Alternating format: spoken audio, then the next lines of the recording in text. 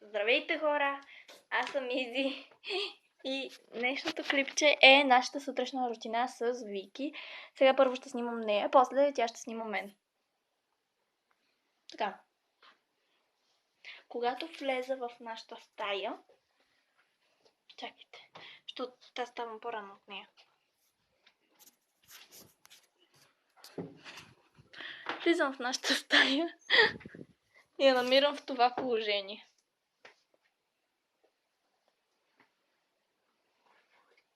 Когато тя стане, започва да се смее и си влиза в Фейсбук.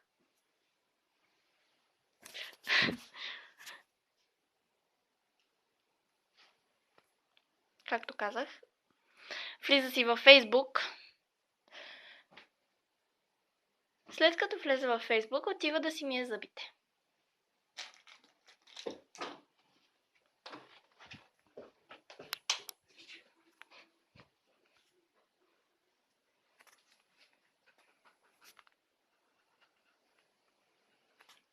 Чувайте звука. Така.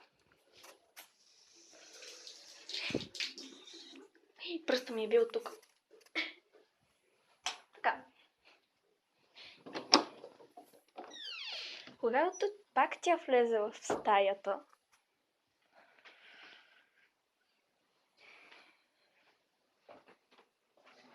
отива на бюрото и какво прави? И учи. Това си е моето бюро, веднага ставай. Ставай. След като излезе от бюрото, вика мама да направи закуска. Мамо на Мими.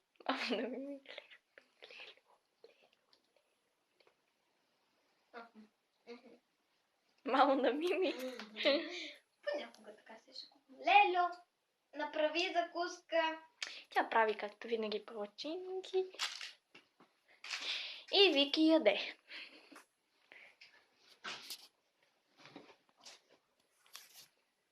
След като се наяде, тя се облича. И тя вече се облякла.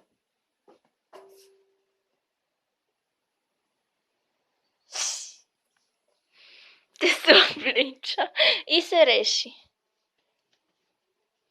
Да, гребена и мързия да си вземе гребена. И после, след като се нареши,